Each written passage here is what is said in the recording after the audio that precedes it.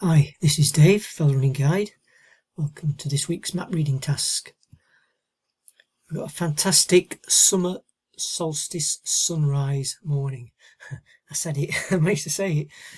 Yeah, so well worth getting up and going out and seeing this sunrise on the longest day of the year. So I want to know, where exactly was I when I took this photograph? Using the Ordnance Survey 1 to 25,000 map, and I've given you 4 possibilities. So were we at A, B, C or D? So let's have a look at that photo. So you've probably heard the expression that the sun rises in the east and sets in the west. Now, that's only a general rule. In summer, the sun rises much more in the northeast than the east. So here we are on the summer solstice. It's going to be looking more northeastwards than east, and the sun is just below the horizon. There's the bright point, it's just coming up from there. So we're looking northeastwards rather than eastwards. In terms of the landscape, well, I'm on a high point looking down. The ground drops away steeply in front of me, and then it drops down to this wooded area here, forest. You can see we've got a stream here. We've got woods on the left, woods on the right, with the stream cutting in between the two. And the stream is coming down from the left of the photo here, draining down and out of sight behind the trees. Then we'll just get a glimpse of it again here. Beyond the stream, the ground rises up again. We've got some crags or rocky ground here, a flat horizon there, a further distant horizon that might be off the map, and then from these trees, ground rising up, and then we've got a line here. Is that a path, a track or a road? Well, we can't see exactly, but we know the ground's rising to it, and then it rises again beyond it to the left and then goes out of shot. Here we've got looks like a flatter area, maybe some rocky ground there, flat there, and then gets steeper down there. So that's that. Now looking at the trees, we can see we've got some very thick, dense trees here, mature woodland, and here we've just got a few standing trees. Now it's really important to think about the map and think about the permanent features and the temporary features. So trees are not permanent. Certainly if the plantations, and they may then get felled, the map might not keep up with the felling, and also if they're felled and then replanted, the map might stay the same, showing woodland, but some woodland will be very mature, and some woodland might just be saplings, and it will look totally different. So we need to think about the permanent features first, what is not going to change in the landscape. So for example, the stream isn't really going to change course over the lifetime of a map. It's still going to be running in the same direction, still going to have the same changes of direction. We're still going to have a rocky horizon over on the other side there. The ground is still going to rise up from the stream up to the rocks. It's still going to drop away from us down to the stream. So think about the more permanent features first. Okay, let's have a look at the map. We've got A, B, C and D. A, B and C are all relatively close together. D is a bit of an outlier. So let's think about D first. So if we were at D, looking northeastwards, to our left, away off to the north, we would see the long line of Burbage Brook draining down. We'd see the line of woods, bearing in mind what I've just said about they may be felled. Even if they were felled, we'd probably see some evidence of felling or new growth, but we'd certainly see this line of Burbage rocks extending away off into the distance. Now on the photograph, we don't see an extensive line of woodland away to our left. In fact, the end of the woodland is just there, and we don't see the stream going off very far before we get this steep ground here where it disappears out of view. So I think we can discount D. I'll actually show you what D does look like. So there you can see an extended line of forest. Note the new growth there, off into the distance, this stream going away off into the distance, and then that steep ground up there. So that's what D looks like. It's not what we see on the photograph.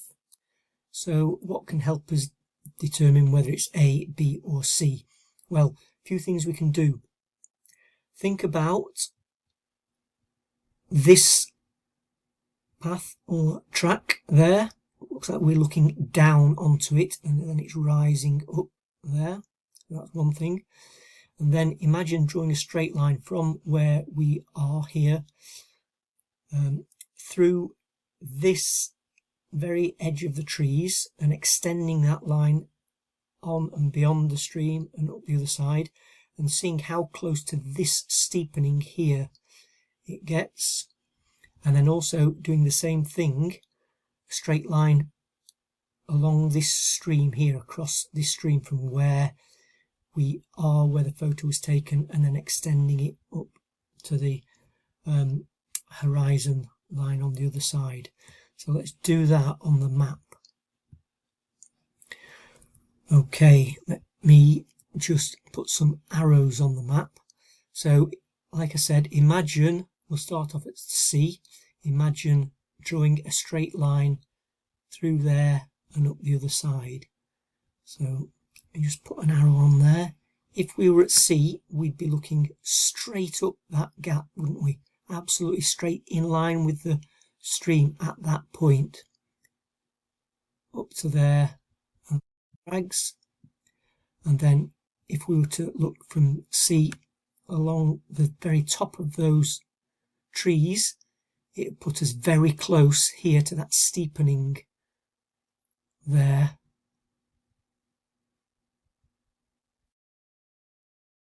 There, and we wouldn't really be hitting the rocks on the other side. We'd have actually got to a point where the rocks finish and the road starts. So you might want to have a think, does it really feel like it's C? What about doing the same for B?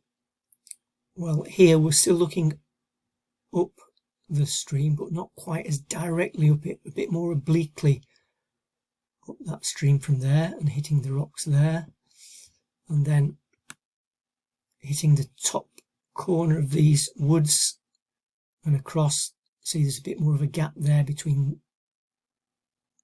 our line of sight and this steepening here, and we're actually still hitting the rocks before we hit the road. So that feels a little bit more like it. Now if we do the same for A, there it looks we're almost hitting the looking directly across this stream at right angles there. So we're not really looking up the gap at all, are we?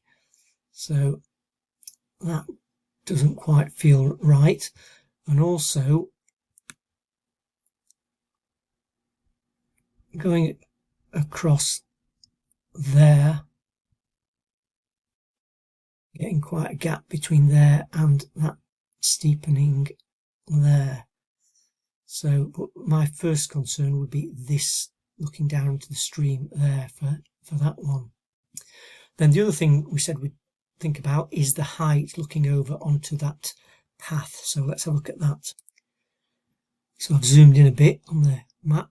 If we were here at C, looking over onto this track here, we'd have quite a lot of ground here that's parallel to us, if you like, the contours parallel to us, before it then drops away at this point here. From B, drops away almost immediately from 430 contour, 2010, and then into here, just down, and there's the 400 contour. If we're at A, there'd be no drop at all to our left, the ground will be flat and then rising up. So maybe that discounts A. Now, what if we were not looking at this path here? What if we were looking at that one? Well, this, notice, is just green dashed line with no black dashed line underneath it. So that indicates that it's just a public right of way and not necessarily a path on the ground. And also we can see that it goes away and underneath this high ground here, and that's not what we're seeing on the photograph. So there, that path is going up, up, up, and actually up onto the top of those rocks. Public right of way comes underneath here somewhere, and we can't see that. Okay, so let's have a look at some other photos. That's the view from sea, straight through that gap, as I mentioned before, and quite a lot of flat ground or along the contour before we get to that path there. So that was C, and then this is actually A, so that stream is hidden way down beyond these trees there. So our answer was B, looking down through that gap. So there are quite a lot of different opinions on social media this week, so it's good to think about these things, and good to find little nuances that help us pinpoint exactly what we're looking for. So don't worry if you got it wrong, but hopefully this explanation now makes sense and you can just get those little clues. But as ever, thanks for watching, and look out for next week's navigation task. Bye for now.